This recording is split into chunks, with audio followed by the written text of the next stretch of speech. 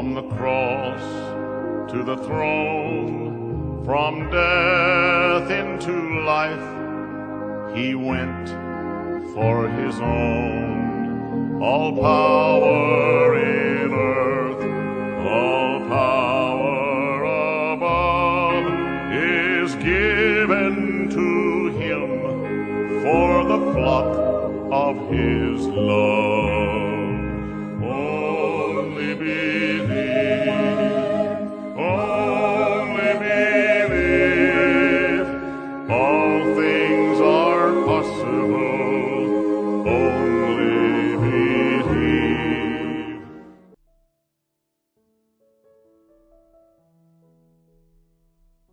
Que a graça, a paz e a misericórdia de nosso Senhor Jesus Cristo esteja em cada coração. Deus os abençoe. Estamos juntos mais uma vez nesta programação que vai ao ar de segunda a sexta, às 8 horas da manhã.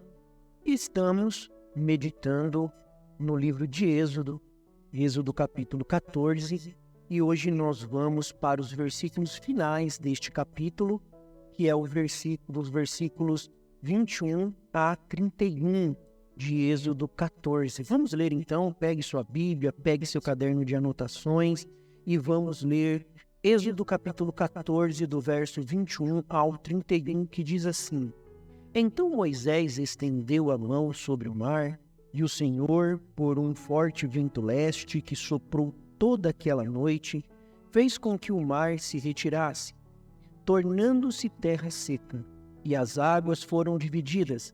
Os filhos de Israel entraram por meio do mar em seco, e as águas foram qual muralha à direita e à esquerda deles. Os egípcios que os perseguiam entraram atrás deles, todos os cavalos de Faraó, os seus carros de guerra e os seus cavaleiros, até o meio do mar. Na vigília da manhã, o Senhor, na coluna de fogo e de nuvem, viu o acampamento dos egípcios e criou alvoroço no acampamento dos egípcios. Emperrou as rodas dos carros dos egípcios, fazendo com que andassem com dificuldade. Então os egípcios disseram: Vamos fugir da presença de Israel, porque o Senhor está lutando por eles contra os egípcios.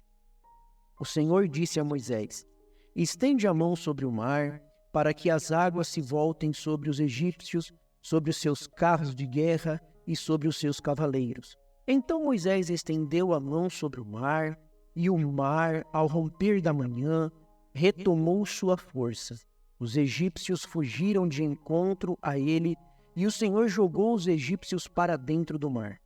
As águas voltaram e cobriram os carros de guerra e os cavaleiros de todo o exército de Faraó, que os haviam seguido no mar.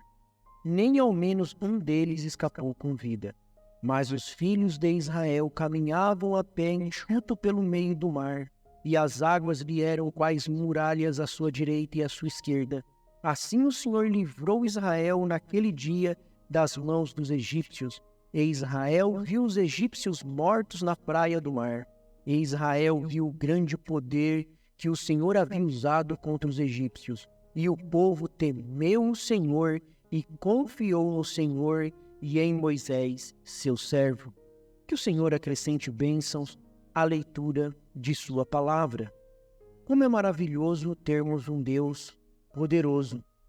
Aqui nesta passagem, do verso 21 ao 31 de Êxodo 14, onde estamos meditando, nós podemos observar logo no verso 21 que Deus dá uma ordem para Moisés para que ele estenda a mão sobre o mar. E nós vemos, meus irmãos, o poder de Deus em ação.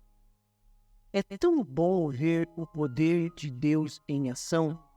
Não é apenas uma imaginação, não é apenas ouvir uma boa história dos feitos de Deus, mas Israel ali diante do Mar Vermelho, naquela circunstância que eles se encontravam, parecia que não tinha saída para eles.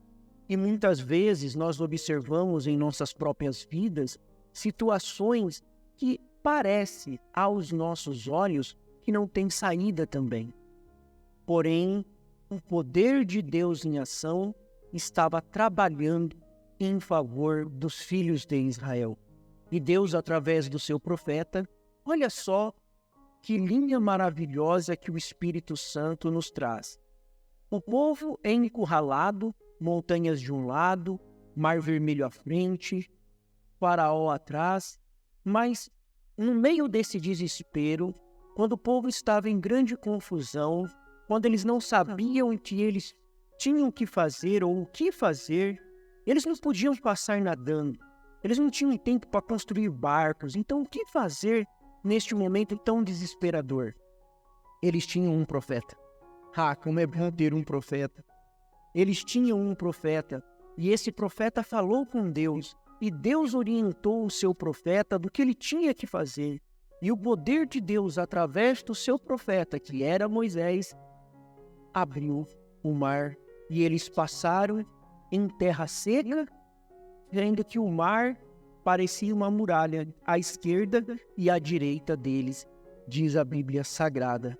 Então, no verso 21, nós vemos essa abertura do mar através da mão poderosa de Deus, o poder de Deus em ação. E aí nós temos os versos 22 a 25. Deus não é só o Deus que abre o mar. Olha só que coisa maravilhosa. Versos 22 até o verso 25, a gente vê que Israel ele sai caminhando, eles caminham para dentro do mar em terra seca, não tinha nenhuma laminha lá, ninguém ficou com o pé sujo de lama, nenhum carro deles ficaram atolados, nada disso. E o inimigo, ele gosta de perseguir. Isso é coisa do inimigo. Quando você estiver passando por perseguições, difamações, pode ter certeza que isso é coisa do inimigo. E o inimigo vai sobre eles, só que Deus estava com Israel. E aí a coluna de fogo e de nuvem vai até o acampamento dos egípcios e criou um alvoroço lá no acampamento deles, emperrou as rodas deles, fez uma bagunça lá, eles começaram a andar com dificuldade, eles não conseguiam sair do caminho, progredir no caminho.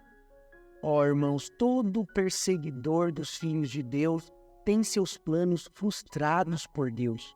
Vou repetir, todo perseguidor dos filhos de Deus tem os seus planos frustrados por Deus. Nós temos ao nosso favor a coluna de fogo também. Esta mesma coluna que estava lá com os filhos de Israel se manifestou nos nossos dias presentes também. Foi até fotografada esta mesma coluna de fogo. Ah, é maravilhoso ter o poder de Deus não apenas na história, mas em uma realidade. Então Deus aqui estava lutando a favor dos seus filhos. Então Deus não só abre o caminho, mas Ele guia e protege através do caminho.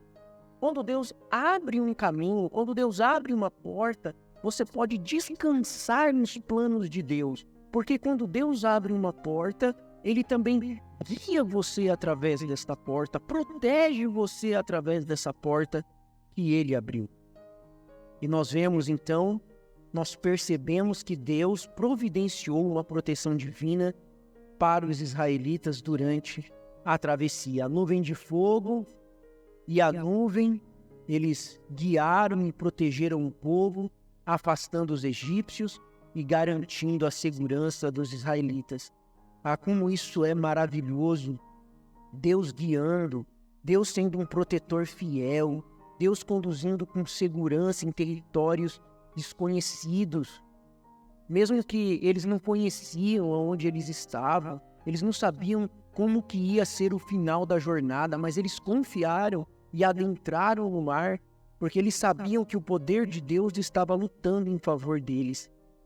E no Salmo 32, verso 8, diz assim: proclama e eu te instruirei, e te ensinarei o caminho que você deve seguir. Eu te aconselharei com os meus olhos sobre ti. Ah, nós temos os olhos de Deus sobre nós. Está você enfermo? Está você passando por alguma circunstância que vem colocar em dúvida a sua fé? Lembre-se desse Salmo 32, verso 8. o Senhor tem os seus olhos sobre ti e Ele está guardando você. E agora, dos versos 26 ao 31, nós vemos Deus afogando os egípcios. Dura coisa é perseguir os filhos de Deus. Quando você persegue um filho de Deus, você tem que entender que você está perseguindo o próprio Deus. Deus, quando Ele elege, quando Ele escolhe, Ele trata com os seus eleitos, Ele trata com os seus escolhidos.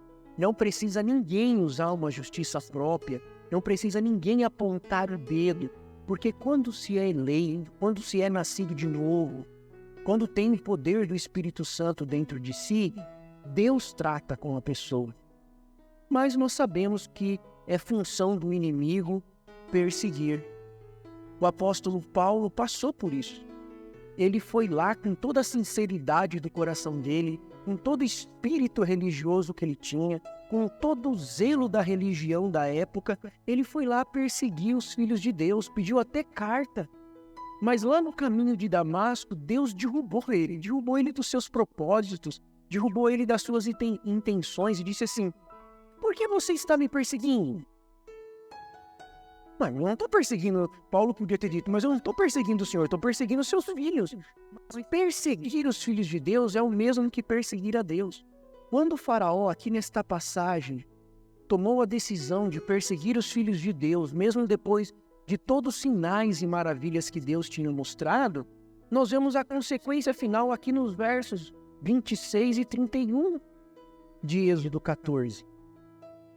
Nós vemos que Deus dá uma ordem para Moisés, verso 26, você que está acompanhando com a sua Bíblia aí, Deus dá uma ordem para Moisés para que ele levante a mão sobre o mar. Aquela mesma vara que fez os milagres lá no Egito, aquela mesma vara que advertiu, que avisou eles, foi a mesma vara que fechou o mar sobre os egípcios, sobre ordem de Deus. Verso 26, Deus manda ele estender a mão para que as águas se voltem contra os egípcios. Lá no verso 25 a gente já viu que Deus já tinha emperrado os carros, então agora eles estavam com as suas rodas todas ali, emperradas, eles não conseguiam sair. Eles já tinham percebido, finalzinho do verso 25, nós vemos que eles já tinham percebido que Deus estava lutando em favor dos filhos de Israel. Tudo isso eles já foram percebendo. Então, perseguir filho de Deus, dá nisso. Se tem alguém te perseguindo, você não precisa praguejar contra ele, ficar preocupado, não dormir à noite. Não faça isso. Deus está pelejando por você, assim como Ele estava pelejando pelos filhos de Israel. E mesmo que a situação pareça não ter saída, mesmo que a situação pareça irreversível aos olhos humanos, o Deus que abre o mar, o Deus que executou as 10 pragas no Egito, não é o Deus que pode te tirar dessa circunstância, que pode te orientar no que você precisa e abrir o seu entendimento para que você possa agir com sabedoria e fé e sair desta circunstância? Sim, Ele é o mesmo Deus. Lá em Provérbios 19, 21 diz assim: muitos são os planos no coração do homem, mas o que prevalece é o propósito do Senhor.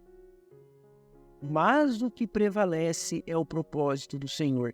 Se o inimigo tem dentro do seu coração planos maus, querendo te destruir, e você sendo um filho de Deus, descansa, porque o que prevalece é o propósito do Senhor, não é o propósito de mais ninguém.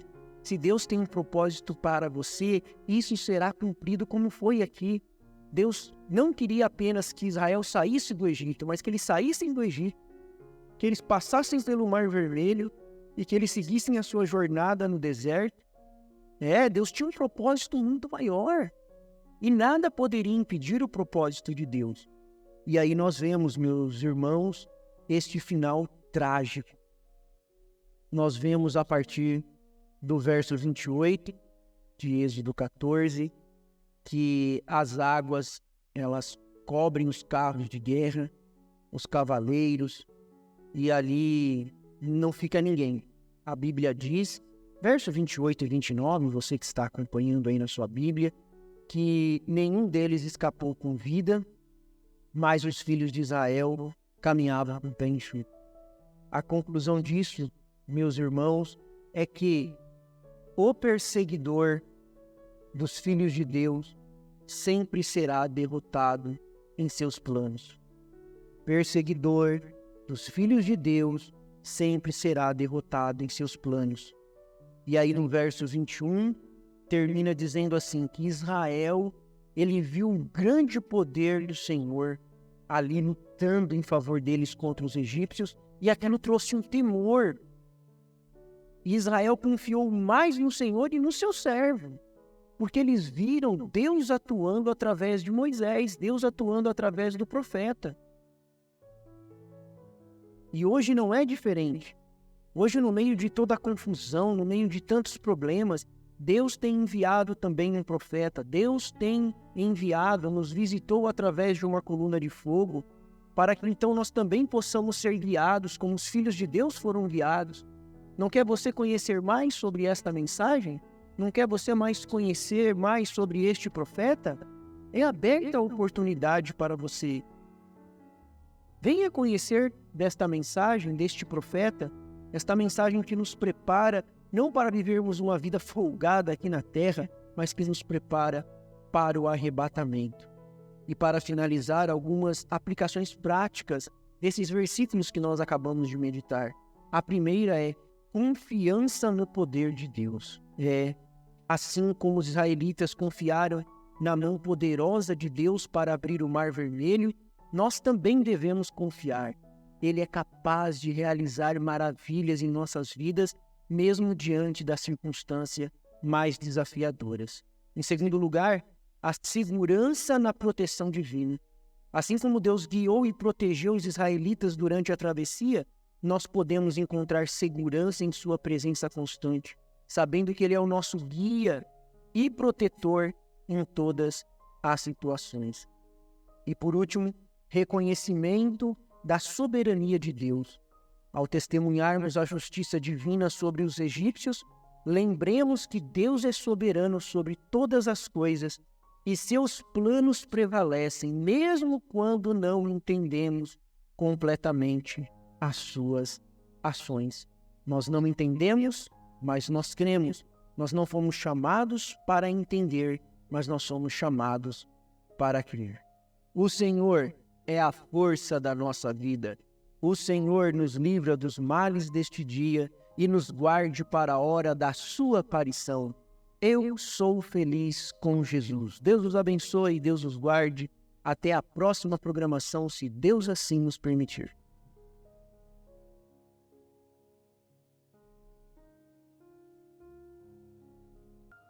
He